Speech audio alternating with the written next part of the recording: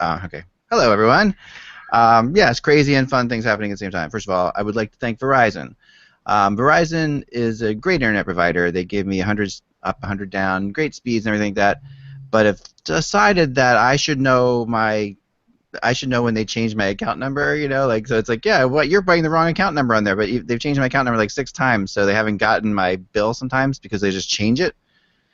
I'm like, well, how am I supposed to know, that you're a teen? Anyway, it's a long story. I don't want to get into. I want to thank the people from the University of Delaware, however, okay, because they sent me this, which is totally awesome.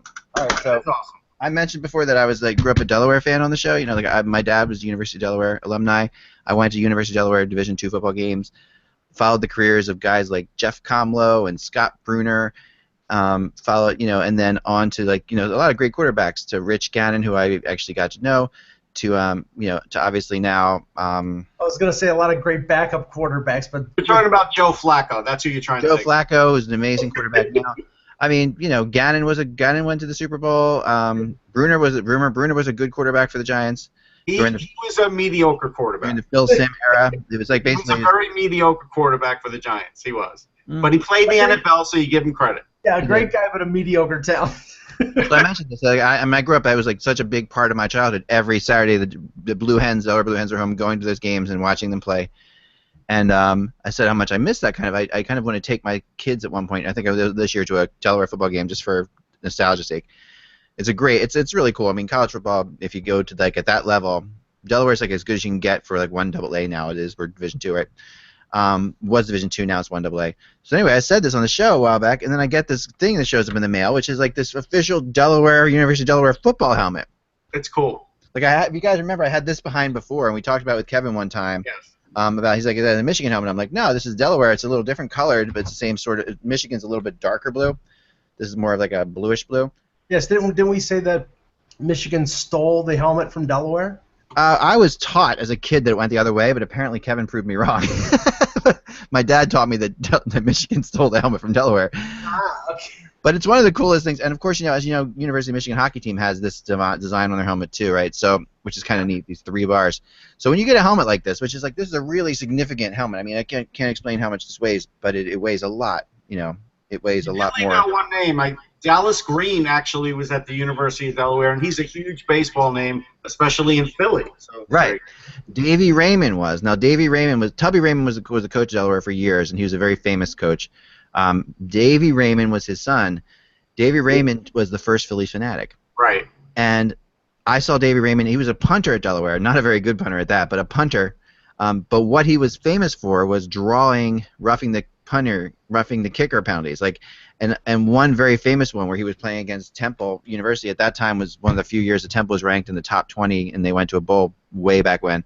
So Delaware was one of the top teams in Division II. This was the big rivalry, Delaware-Temple every year. And they would play each other.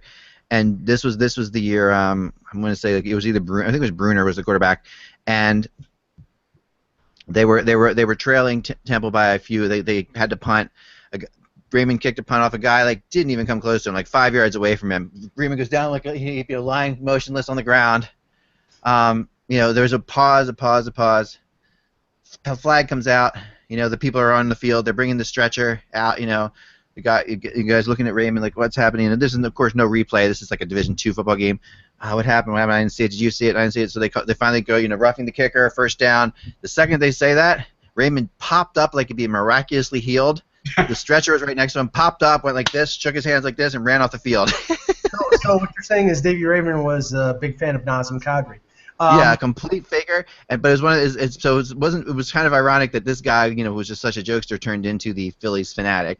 So after he punted the ball, did he throw a bucket of confetti at somebody? Essentially. I mean, it's pretty. I don't know what you're referring to there, Mike. Is there something I should know about that? No, that's the Fanatics gig. Oh, the Fanatic. Yes, I got you. There we go. Yes, for sure. No, that's a good point.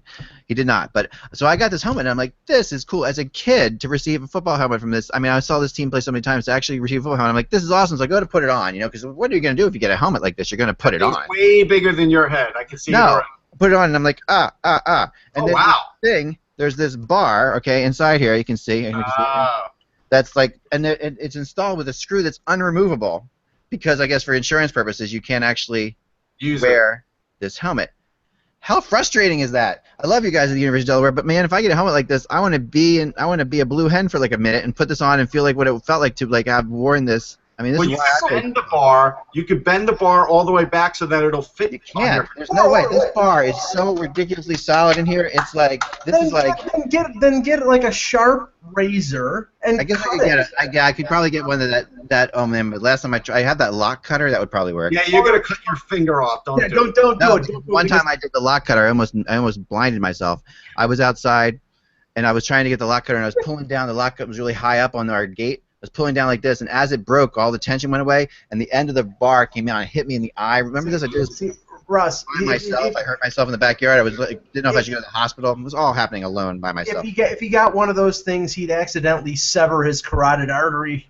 So I know. Something terrible would happen, right? Yeah, so don't do it. Please don't do it. I definitely want to thank the fine folks at the University of Delaware for that helmet. That is one of the coolest things I have gotten since I've done this show, and I really think that that's cool. So thank you so much. And I hope my mom's watching because she went to a lot of those games with me, and she'll think that's really cool too. Hit the bell. Hit the bell. Here we go.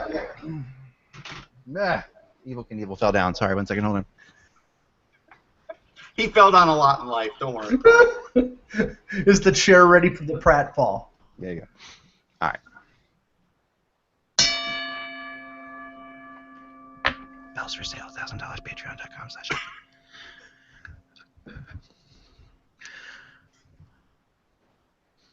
Hello, Hockey World. It's Wednesday, July 27th, 2016. I'm Michael Lagello. I'm Russ Cohen from Sportsology. And I am Eklund, and you're watching the Huggy Buzzcast on HockeyBuzz.com. The Huggy Buzzcast. Wait a second. He gets the date right, and he doesn't get the name of the show right. You're watching the Huggy Buzzcast on the Huggy Buzzcast on HockeyBuzz.com. This is the podcast that comes to you every Monday through Friday at this time to fill you in on what's going and coming in the hockey world. And actually, we're going to do number 6 today. You guys didn't do a number yesterday when I was away, right? No, we will not do numbers when you were away. Okay, well, I wanted to bring this up at the meeting today, but I didn't, so I'm going to bring it up now. We had a meeting this morning, our weekly meeting with all the people, with Jillian and all the folks. I was sent this thing, and I think that this is really something that I want to do. We're going to do number 6. We're going to do and then I'm going to be in and out next week because my daughter's playing at the Maccabi games in St. Louis, so I'll be in St. Louis, Missouri next week. Maybe we can have a meetup with some St. Louis people out there. It'll be fun. I will do some podcasts in there as well, but. A person sent this to me, and I really think that we should do this. That we're doing the greatest of all time, and I love it.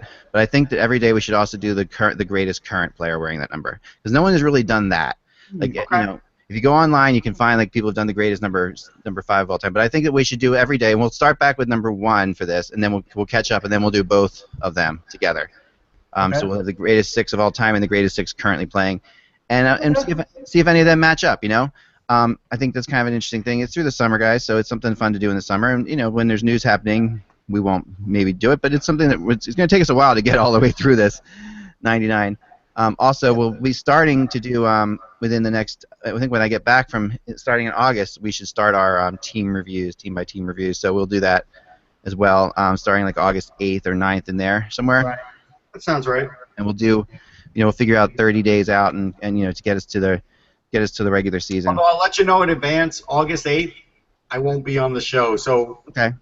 Do a lousy team that day. We'll do a lousy team. I still have my wheel over there, and I think we could use that again. Remember my wheel? That was cool. Yes. So you can spin to see what teams we do the next day. That was fun, so we could do that. So there's a lot of fun things going on. And remember, the Hockey Buzzcast is brought to you by listeners like you and the fine folks who go to patreon.com/hockey and subscribe. And we had some people who really subscribed a lot on Monday, and some prizes were given out, and they'll be coming to you soon as well. So we really appreciate that, and we're working on it. Now, there's another thing I wanted to announce today. That's Mike. Yeah, somebody's getting that. Oh, Mike's getting his phone. But another thing I wanted to talk about is this. We are trying to do some of the cool new things with the Hockey Buzzcast. We need a logo. As you guys know, Hockey Buzz has a logo. The Hockey Buzzcast really doesn't have a logo. So I'm putting it out there now. As there's going to be a prize for this. Okay, so send us your logo ideas. I know graphic designers are expensive. We can't really afford a real full-fledged graphic designer. Obviously, we're asking you for money on Patreon. We can't afford graphic designing. But the concept is this: if we used your design as the graphic design, I will personally send you a customized jersey of the team of your choice with the number of your choice and name on it that you'd like to do. Even if you want that number to be like something like Domi for the Rangers. I'll even send that one if it has to be. But And that we'll would be give the you hardest thing. give you credit for it. We'll mention your name. Oh yeah, we'll mention your name. You'll be able to say the designer of the Hockey Buzzcast logo in all of your resumes. We'll have everything you want. But no, we would love that. So the Hockey Buzzcast is what we're looking for, not the Hockey Buzz logo, but the Hockey Buzzcast logo. And then we're going to put it on T-shirts. We'll give you, of course, a T-shirt. We'll give you anything. If you design a logo, we'll give you anything that we can that has the logo on it. But just make sure you get it to us by next Friday. That would be August 5th. Yes. And we'll decide on the following Monday, or Tuesday when Russ gets back, on the logo that we like and the winner. So the ways to do this are a couple ways. You can either tweet it to me at Eklund on Twitter with a link. You can send, or just a photo like that, or however you want to do it. You can email it to me at eklund@hockeybuzz.com and put Buzzcast logo in the topic. And yeah, we'll go from there. So looking forward to seeing what you guys come up with. It'll be better than anything I can come up with because I am not known for my graphic designing skills. That's not my forte, even though I have designed a couple album covers in my day. Yeah, and unless you want the Hockey Buzzcast logo to look like the Genesis lettering from the Lamb Lies down on Broadway, we're going to need some help, everybody. So really, really, really. By the way, a new Peter Gabriel song, really good, don't you think? I think it's really good. I haven't heard it yet. You haven't heard it, guys? Come on, get with it. I'll look it up. It's good. It's good. I wish Peter Gabriel would use an acoustic guitar again, but it's still very good. Last Peter Gabriel acoustic guitar was with Steve Hackett on a Genesis album, I think. Yeah. Anyway, let's get into the show because it's not why you're here. You're not here today to listen to us talk about that kind of stuff. We had some signings today. Again, the wonders of deadlines. Mike Hoffman has been extended, and this was contentious. This was not a. Yeah, but this was a no-brainer. It was a no-brainer, but this was a contentious one, and there's a lot of people already saying that this deal is all set up to have this guy traded at the end of this. Mike, do you believe that? Well, yeah. I mean, when you look at the structure, and it's a little over $5 million AAV for the 4-year deal. Right. But the first year is $3.8 million, and then it skyrockets to $5.6. If you look at the structure of most of the deals that they've traded, guys like Jared Cowan, I don't know if Mahalik had that. Colin Greening had that, where they're not front loaded but back loaded. So they'll get a year out of him, and then if his value is still up, if he scores 25 to 30 goals, they can flip him, and I wouldn't put it past the Senators doing that. I don't think it's for that reason. I think they did it because they're still under cap constraints, and maybe they think if they're looking at their long-range plans, they'll have more money down the road. I don't think the new coach will want to ever get rid of him. Now, that doesn't mean he'll be able to control that situation, but I think if Mike Hoffman scores 25 to 30 goals again, they're not getting rid of him. Right. But Russ, we know who rules the roost in Ottawa. And now with a new general manager, with Brian Murray taking sort of a back room or an advisory role, and a new coach, the guy who makes the decisions is Eugene Melnyk, and we know that Eugene Melnyk, that the dollar speaks loudest. So, but this is not a lot of money. This is $5.1 million. I agree, but look at the way they've operated in other deals. The Zibanejad deal. I mean, looking at it, I mean. They didn't sign Zibanejad because they knew they were going to sign Hoffman. That's what I take out of this, and that's fine. I mean, I have no problem with that from the team standpoint. Hoffman's one of the 3 best players, Mike. I agree. Even the team understands that if they lose him, like after next year, they're no longer in contention for anything. Well, I see that. That's the thing. I agree. I think he's they're arguably their best or second best forward. He should get paid. But the way the Senators operate. I mean, I think Zibanejad is a quality player. Yeah, they hold on. traded. I'll be right back, guys. Okay, they traded him with a year left in his contract. The deal was backloaded, like most of their deals are, and 1 year away from being a restricted free agent, when he would make more money, probably close to $5 million on a new deal. And in getting Brassard, they were paying him for the next 2 years less than $4 million. So that deal was sort of fiscally restrained or fiscally. But there's also, again, there's a tie-in to the coach, and there's a marketing factor for Brassard too. those things have to be told. It's not always about how cheap somebody comes. Mm-hmm. And so I think what they're trying to do is set up a lot of players that are familiar with the coach. I think that's fine. Yeah, I mean, and we'll see. I mean, on his merits, I don't think Hoffman should be traded. Based on this contract, I don't think it's out of the realm of possibility that he is traded. So that's all I'm saying. I mean, maybe a year or two down the line, when that big cap hit starts to, that big salary. How many year deal is Boucher's deal? Do we know? Whose? Oh, Guy Boucher. I think it was 3 years, but I can find out. Okay. I would say for 3 years, Mike Hoffman's safe, and some of those other players are too, because I think that's fair. I don't think they're going to get rid of one of his favorite players while he's still there, unless it's year 3. But I think at least going into that 3rd year, these guys like this are safe. I don't think this is why they did it, Mike. I just don't. Well, I mean, we'll see. Yeah, we'll find out. And now so we had a lot of little business things today going on. Mrazek has been extended for a 2-year deal in Detroit. One thing I know. Sorry about the Hoffman thing I wanted to mention here. Sorry, I got a call there in the middle of that. Some interesting things happening. I would keep an eye on Cam Fowler today, just based on that last call I had. I'll know more after the podcast, but I'd keep an eye on that. I'm trying to find Ottawa's cap hit right now because I think they're spending more than we think. Yeah. So one of the funny thing I thought about the Hoffman thing was, Elliot Friedman, who was really good, obviously one of the best out there. No, he's terrible. We don't like him. He's the one who sent this out, right? He's the one who tweeted this out. Yeah, the salary, yeah.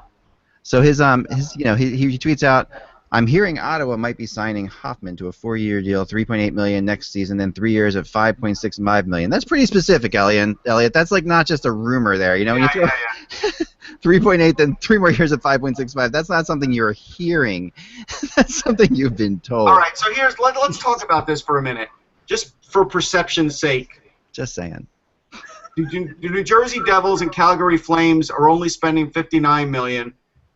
So far, Carolina's at 54, Arizona's at 53.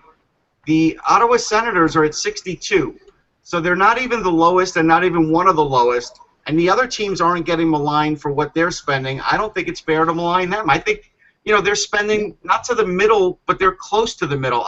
They're spending the same as Colorado right now. I mean, they're at 65. So they're spending more than the Anaheim Ducks. Pretty good cap-wise in their history. No, but they're spending more than the Ducks. We don't even kill the Ducks for not spending enough money. Right. And so that's why I don't think it's fair to kill them. And the Sens, although they're a big market, they're a Canadian market, they're not a big market is what I'm saying. They're not, and they're spending to that. Yeah, they're the smallest Canadian, besides Winnipeg maybe. But, I even think Winnipeg has, I don't know, it's hard to say. Ottawa is a strange Canadian market, as people know. It's a great market and passionate fans, but it's also a government. Well, the location of the rink is in a bad spot. And there's a lot of transferred people there. There's a lot of government people in Ottawa. It's not really some place where a lot of people are from. There are people from Ottawa, obviously, but it's not like, with the Toronto metro area where they have all these people. Ottawa has, they have like one strip of bars in Ottawa, so that's why you used to get all these rumors about, because the players would go out to the same place the fans would go to. It's a very interesting town. I've spent a lot of time there. Winnipeg. They're outspending Winnipeg, so right. Mike, I expect you to kill all these other teams too. Yeah. Sure. Mrazek. Let's move on to Mrazek instead of Boucher's contract was 3 years. 3-year contract, yeah, the standard 3-year contract for a new coach. I thought so. It was. Mrazek, 2-year deal, 3.85 and 4.15, so roughly 4 for 2 years. It's a bargain. And it is a bargain. And remember now, this is a team that already has Howard under contract for quite a bit of money too. So they're at about almost $8 or $9 million now for goalies. Yeah, which is, which is funny for Detroit. I want to throw that out there, because this is the team that would never spend money on goalies. Although Hasek made a boatload of money when he was there, he did. Yeah. I'm looking up Dominic Hasek's salary. And Cujo made a lot of money after he signed with the Wings from the Leafs, but in that post that era, they haven't spent a lot of money on goaltending. And the thing is, and I agree with you, what you intimated in your blog, you would think that they're looking to move Howard. It's just based on the type of goaltender he is, based on his injury history, his consistency. I don't know anybody in their right mind that takes a goalie making over $5 million that's performed like Jimmy Howard has. So they're going to have to eat salary on Jimmy Howard or take a significant salary back in a deal. And, I'm not sure. Right now, the market for a goalie, there's not really a market out there. Right. There really isn't. I agree. I totally agree there. I mean, the only team I Actually, see. Hasek didn't make big money in Detroit. He had his big money ahead of that, so I guess he's one of those guys that signed for cheap. Calgary is the team that I wrote about in my blog, and that is the team that I've heard has liked Jimmy Howard. I know that Burke was always a fan of Jimmy Howard. When it came to Team USA, he was one of the proponents that Jimmy Howard should be on the team. So I'm not shocked to hear that Calgary would have interest in him. I mean, I know. Yeah, they picked up. They traded for Brian Elliott and they picked up Chad Johnson, who played very well for Buffalo last year as a quasi backup, quasi starter. So to me, I think that they're set. It seems like they're set. Yeah, I totally agree. So how many years left does Howard have? Do we know? I believe it's 3. It's 3. Okay, I mean, look. To be honest, the two-headed monster for them is not a bad thing because Mrazek's not 100% proven, and Howard did okay in the playoffs and down the stretch. I thought he revived himself pretty well. I mean, here's the funny thing: we're now at a point where it's going to be easier for teams to give out that Mrazek contract than it will be to give the Howard one in the future. Unless you're one of the top 5 goalies, you're not expecting to make a big, $6-7 million anymore a year. It's going to be really hard. Well, where I question Holland here is the fact that Mrazek came off a bad sophomore year, and he still pays him $4 million in a soft goaltending market. Now, the only thing I can think of is they're probably going to expose Howard in expansion. Right. I think if it's him or Marc-Andre Fleury, I think Vegas would claim Marc-Andre Fleury over Howard. At least if I was their general manager, I would. Yeah. So, but maybe they're putting that out there. But after that, with 2 years remaining, if Howard has sort of the up and down type of year that he had this year, you could see a buyout. So here, I'm going to read you the top 10 salaries for goalies, and you'll see the drop-off. So Lundqvist is 8.5. Bobrovsky is 7.4. Rask is 7. Rinne is 7. Price 6.5. Holtby 6.1. Crawford 6. Miller 6. Schneider 6. Bishop almost 6, 5.9. And then it starts getting to be in the 5s. I think it's going to be very hard to get paid $6 or $7 million in the future. I do. Hold on. Here I am. I'm back. Sorry. We had an issue there. Mike and I both got muted all of a sudden. Thanks, Google. I was just that. I didn't do it. I know. I didn't do it either. All right. Yeah. So you got the gist of those salaries, though. I think I heard it. Most goalies now are going to get paid between 6 and 7, and the Lundqvist 8.5 is going to go bye-bye. I don't think you're going to see that anymore. Yeah, I do agree with that. I do. I think those. I mean, you're going to have to. It's unless the goalie is just the thing, like the Carey Price type situation where the goalie is the team and the team is the goalie, and then you need to keep that guy. And Lundqvist, I mean, was pretty much the thing when he signed that deal. Even Carey Price isn't being paid that top dollar. Remember, he signed a deal. He's making 6.5. I think he's in the top 10, but he's not in. I don't think he's in the top 5. Quick is 5.8. I mean, Mike Smith at 5.6 is probably the most overpaid in the top 15. Right. Harry Lettinen 5.9 is definitely number 2 for overpaid. Yeah. The Predators made a sneaky good signing today. I think they turn around and. This isn't the kind of signing that you'll remember, as one of the big moments of the summer, unless, of course, you are Mr. Yarncroc himself. But this is definitely a. I mean, they go out there and they have signed, Calle Yarncroc to a 6-year, $12 million contract. So basically, $2 million a year, but 6 years at $2 million a year for a guy who is, still young. Played in every game last year for the Predators. He's a valuable player. He scored 16 goals last year. I'll take 16 goals from a $2 million forward. I mean, that's something that if you can get that, and you got to figure the potential's only there for him to get more than 16 goals moving forward. I think that, I don't think he's a 40 goal scorer, but he's, this could be a 25 goal scorer. And if you get 25 goals out of a $2 million third liner, you're doing good. And I'm not saying this to cast aspersions against a guy like Matt Martin, but Matt Martin, who's an enforcer who played a fourth line role with the Islanders and is basically expected to do that with Toronto, made $2.5 million on a 4-year deal with the Leafs in free agency. And Jarnkrok's had a career-high 16 goals last year. He's a two-way guy who might be able to score 20 goals. And to get him for $2 million, but to get him for $2 million and locked up for 6 years, and he's 24, that's a ridiculous deal. I mean, David Poile, you should tip your cap to him because I think that's a really great signing for a long-term deal. He's one of Ekholm's best friends too. So this is, I know this for a fact that it's really interesting to see these guys. I mean, this really, when you sign a guy like this long term, and Ekholm's going to be a guy you're going to have to sign. He's a much better defenseman than people realize, and he's moved up the depth chart obviously in defense, and now I think even more so. They've lost. With losing Shea Weber, where you're gone to Ekholm's defensive abilities become more important. I think that this also can work towards getting out Ekholm, who I think is signed for a while anyway, but maybe getting him signed further on. I just think this is a great. Great pickup. Ekholm took the same extent. Like he's got a 6-year extension too. And he signed for a little less than $4 million, so they got bargains on both of those guys. They really did.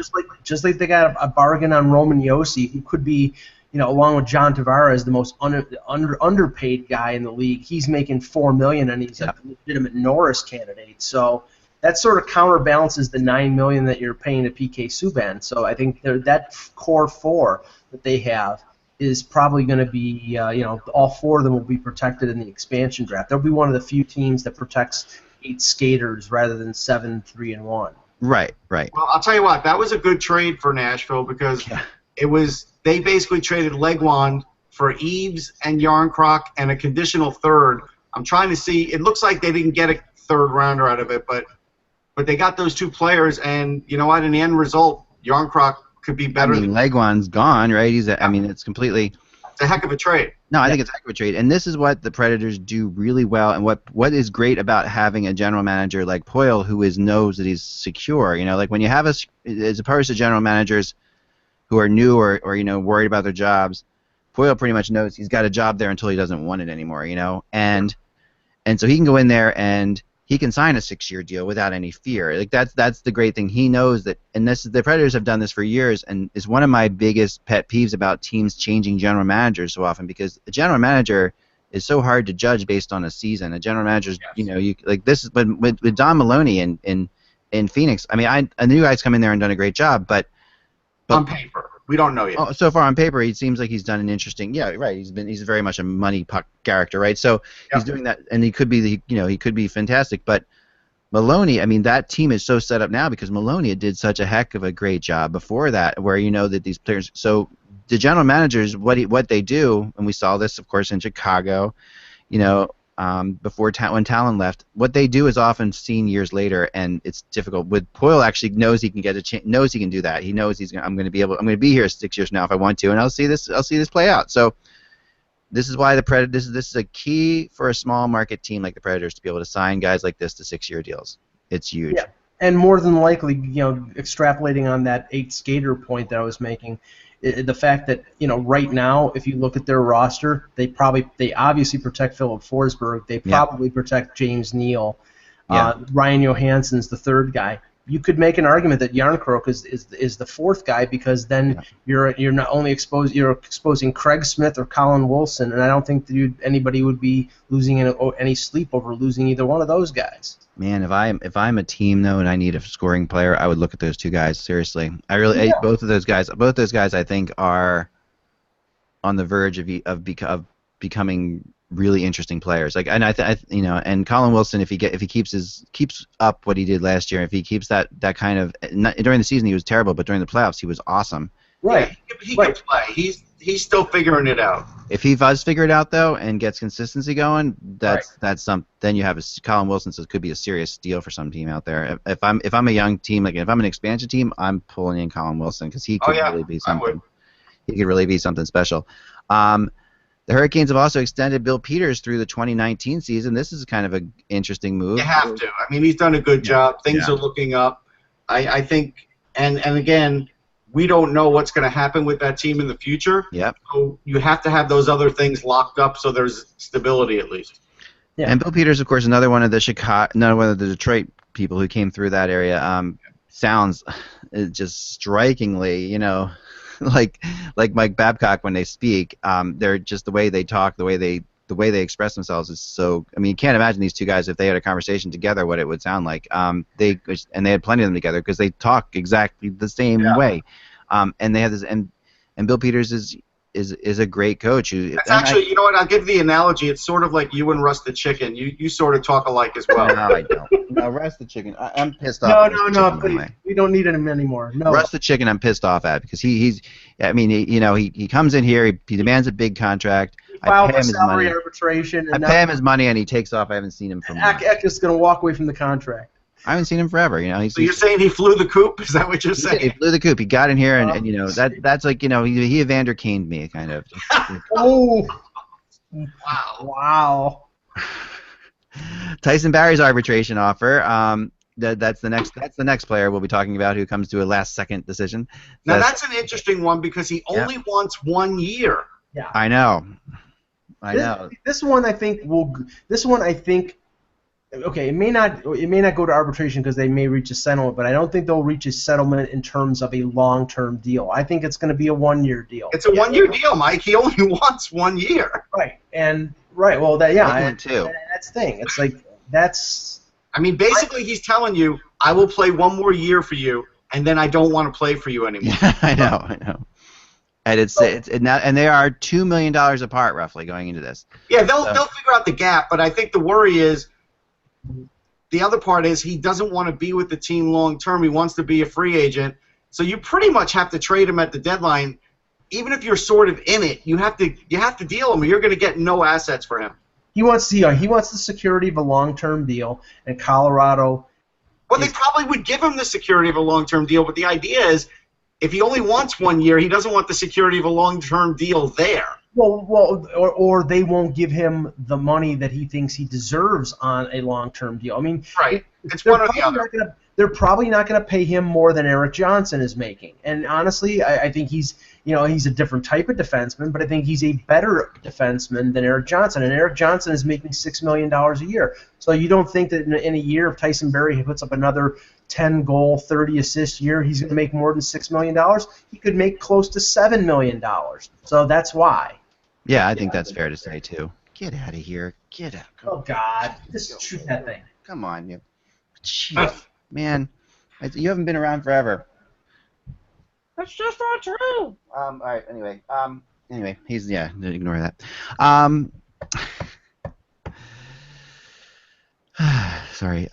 John Tavares comes out and says something pretty interesting. I don't know if you saw this, guys. Of course you saw it. Yes, I was going to write about that tomorrow because I think that if anything needed to be the death knell of the hope of Leafs Nation, and that the dream of bringing back the hometown guy like with Stamkos died with Stamkos. The situation was perfect. But Stamkos didn't want to go to Toronto. With Tavares, they will open up the books the checkbook to pay him. And from the comment that he made, I believe it was yesterday, he's looking to stay with the Islanders for the rest of his career. He likes it there. So just put it out of your mind, Leaf fans. Look and concentrate on Austin Matthews as your future number 1 center, because it's not going to be John Tavares, and he will probably never be in a Maple Leaf uniform. This is why I appreciate Tavares, because nobody ever thought he was going. We didn't think he was going, but now he just kills it, and that's the way to do it. Right. Not to say he should do that to Leafs fans, but just the idea that this is just ridiculousness that the Leafs think of. It's sort of like Yankee fans, no offense, Mike, but they always think they can get the best player. It doesn't work that way anymore, but in the 70s and 80s it did. And Leaf fans were sort of trained that way too. Well, we'll just go out and get that next best player, and now it's a different world out there. Players don't want to do that. The savior never works. I mean, it didn't work when they traded for Matt Sundin. It didn't work when they traded for Phil Kessel. I mean, it will. Sometimes does work. I mean, it not never works. I mean, sometimes maybe it doesn't work in Toronto, but it does work in other places. I'm saying in Toronto, I'm saying because yeah, I mean, so to what we're referring to here is this article in today's Slapshot.com, where the interviewer asked him, so what will be your favorite part of playing in Toronto 2 years from now? And he just laughed and said, "Hi, I wouldn't count on that." This is Tavares speaking. "I think I've always showed my commitment, my appreciation, my desire to play on Long Island. I would love for that to continue for the long haul. I think you look at how some of the greatest players in the game have been able to spend their entire career somewhere, and I hope that I'm in that same position. Obviously, being from Toronto, people are going to make those connections, and it is what it is. It's nothing I can control. I just want to go out there and be the best player, best person I can be for the Islanders day in and day out. I'm just going to focus on tomorrow and the upcoming season." So they said, "Well, how about your hockey card? Saying Islanders for the entire career, what it would be like." So yeah, obviously there's a lot of stuff floating out there, but I've always told people that until you've played here or been around the team, been around the organization or our fan base, you really don't know what it's like. There's a lot of opinions that are really far off, don't really have a good pulse on what's going on and what the organization is all about. They drafted me here, gave me a great opportunity to play this game I love, fulfill my dream. Obviously, obviously they put a lot of high expectations on me, and I don't take that lightly. I've always enjoyed being there from day one, so I would love to see it through and obviously lift the Stanley Cup there. So this is why we wish more players were like John Tavares, because he respects the game, he respects the organization he came up with. Not to say somebody who gets traded doesn't respect them, but he holds it in a higher regard, and I think that's great. And I kind of wish we'd see more of that. I think we would see less movement with some great players if that were the case, and that would be really fair to the teams that get them, because when the teams get them, they're not good. The Islanders weren't good when they got John Tavares. I wrote about it. I said they had to get him. They got him, and they've managed to keep him, and that's good. And I kind of wish Stamkos had come out and said this, the same kind of thing last year. But we weren't, he obviously was. Stamkos is a lot more introspect of an introvert than Tavares is. So you're not going to get a different kind of thing. Yeah, I don't think it was that. I think Stamkos was actually keeping his options open. I think he was completely undecided. With Tavares, I think this reflects, and this comes on the heels of what their new owner Ledecky said a couple weeks ago to a Q&A from season ticket holders about Tavares, and he says, John Tavares is not getting to free agency. Now, you could say that that's empty talk when you don't know what the feelings of Tavares is. But now that you put this together with Ledecky, mark my words, July 1st or July 2nd of next year, when he can sign his new deal, you're probably going to see an 8-year extension for $10 million. Right. I think that's true. There's a vote. I got a quickie announcement. That game that I talked about a week ago with Minnesota playing in Vegas. They are going to play in 2018, and it's going to be the U.S. Hockey Hall of Fame game. They're going to play North Dakota. It's going to be October 27th, 2018. So I don't know if it'll be the first game there. No, 2017 would be the first game. Right. So, 2017 would be the first game there. So they're going to play there in 2018, it looks like. Right. Yeah, that's good. Cool. Awesome. There's a quick last thing before we get into our numbers. Oh, and it's at the Orleans Arena. Sorry, it's at the old arena where the Wranglers used to play. I think that's great. I'm glad they're doing it there. I want that building to open up for that NHL team. That's it. That should be there. They should be the first ones to play there. Yep. So there you go. The Laval team, which is the new Canadiens minor league affiliate, is having a name the team contest on Canadiens.nhl.com. And you go there, and basically they got the submissions. They had the people submitting things, and now from 850 names, they have now narrowed it down to 12. And here's the 12, so we're going to throw it out there. Hockey Buzz right now, the Hockey Buzz cast is going to make a vote on this thing. So, so we have the Laval 66. Why the 66? As a tribute to Mario Lemieux, basically, who was in Laval. I think that's kind of cool. I like that. Mike's face tells it all. Go ahead. All right. Maybe not. The Laval Alpha. Why the Alpha? The first letter of the Greek alphabet. Alpha is often used to designate the first element of a group. It's interesting how they have this on here, and refers to elite things. So the Alpha is the Alpha 57s and the Laval 66. No, the Laval A's. Why the A's? As a tribute to George Kennedy, who in 1910 acquired the team from founder Ambrose O'Brien, Kennedy renamed the team the Club Athletic Canadien, associating it with his sports recreation club with the same name. I thought it was because Charlie Finley was going to own them. There you go. I thought because George Kennedy ate like 20 hard-boiled eggs. I thought that was the reason. The Laval Blizzard. Wait, come on, and Cool Hand Luke. That's pretty funny. I like it. I definitely like that. That was slick. The Laval Blizzard. For those who don't know, a blizzard is a strong wind originating from the north. The term blizzard signifies speed, power, and intensity.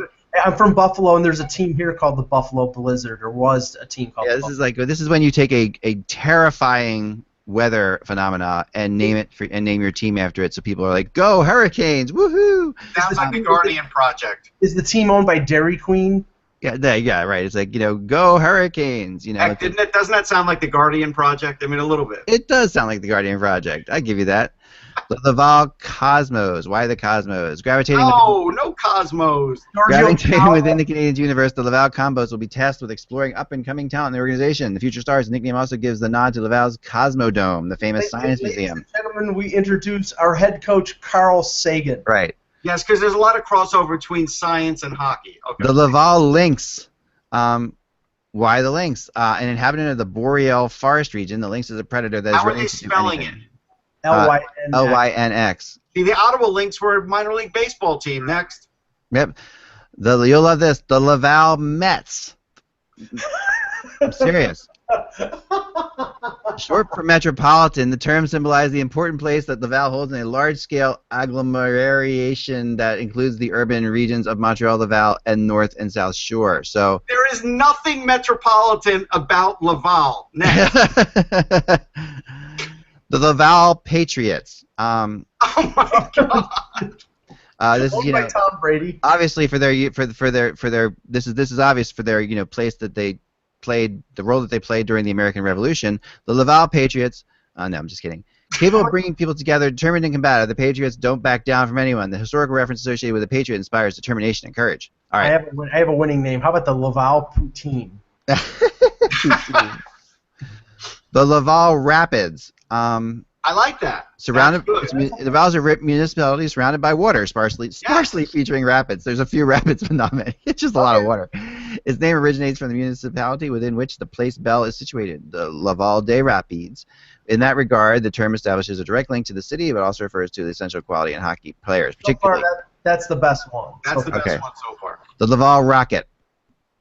The name Rocket is ingrained in Quebecers' collective imagination and the province culture because of what legendary player Maurice Richard managed to accomplish over the course of his career. Oh. The Laval Saints. A tribute, I guess, because most French Canadians are Catholic. A tribute to the first junior team that called Laval home between 1963 and 70. So that was the Laval Saints is an old team, I guess. First as a member of the. Leave them in the past. Yeah, they were in the QMJHL, of course. And then Laval was founded by the Jesuits in the 17th century. So there you go. Finally, the Laval Titan. The Titan still resonates in the collective hearts of Laval residents because it was once taken over by Titans. No, I'm just kidding. Symbolizing strength and power, this legendary name is associated with the Greek mythology. Canadiens head coach Michel Therrien learned the ropes of Laval. Oh my gosh, here we go. They're naming the team after Michel Therrien. That's X vote right there. X is voting for that one. I would just say for cosmic reasons, don't do it. Canadiens head coach Michel Therrien learned the ropes with the Laval Titans in the 90s, and that's where he learned to be evil and make his team hate each other. It says that right here on the Canadiens page. It's pretty funny. For karmatic reasons, don't do it. Many former Canadiens, including Francois Bouillon, Patrick Brisebois, Donald Audette, Gino Ojic. You know where Francois Bouillon was born? No. New York City. Really? Okay, so that's pretty funny.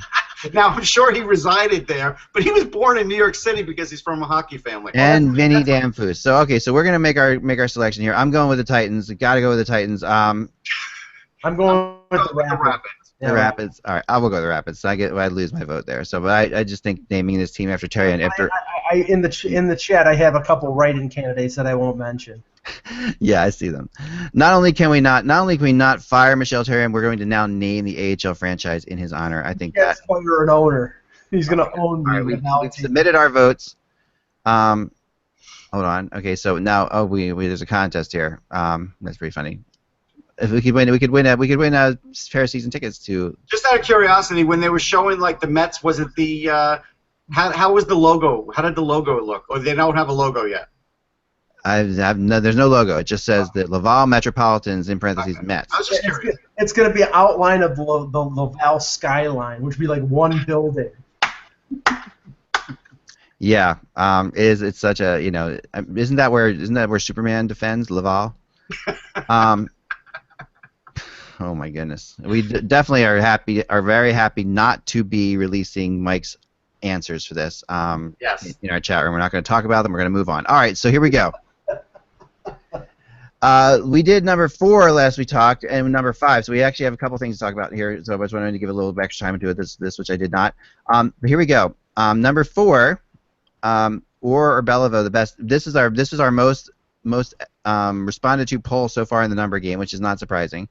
But this was a landslide.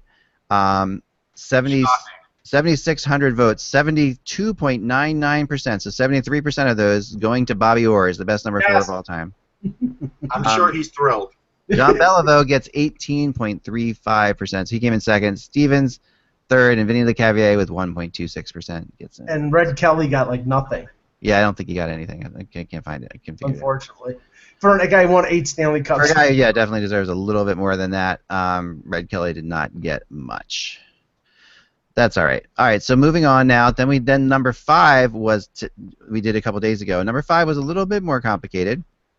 Not a ton, but I'm going to now tabulate the vote. Tabulating the votes for number 5.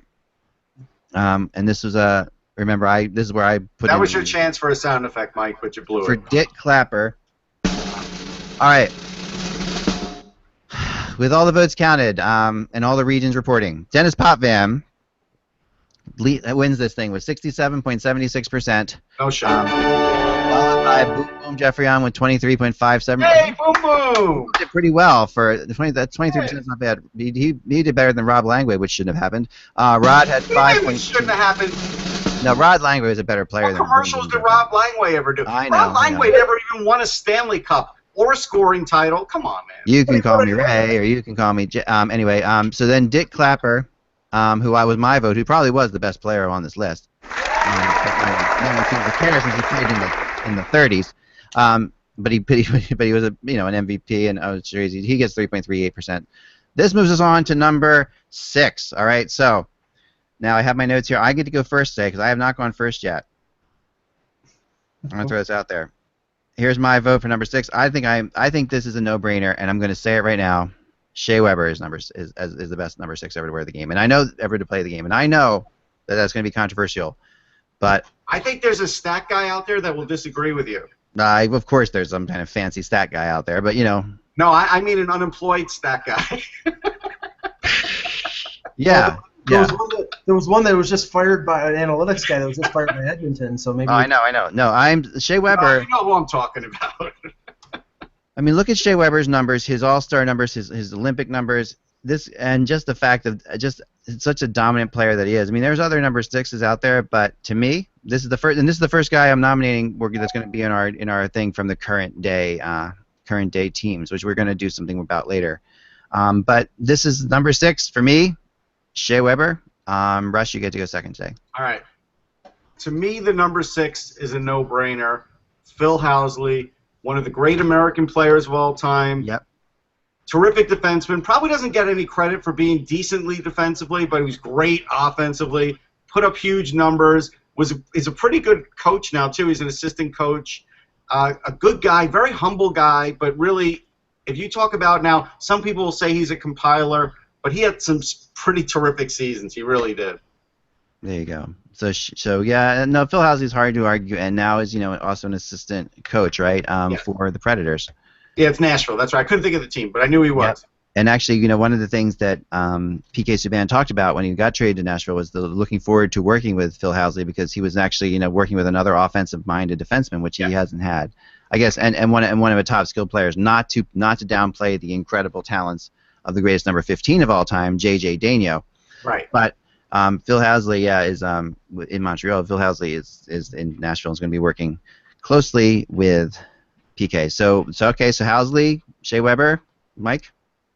I was juggling between two Maple Leaf greats, and I'll go with the one more recent, Ronnie Ellis, who I believe is now he's in a higher up position at the Hall of Fame. Yep. Had a great career with the Leafs, extending, I think it was 17 seasons, and scored 332 career goals. Was part of the famous team in '72 that beat the Russians.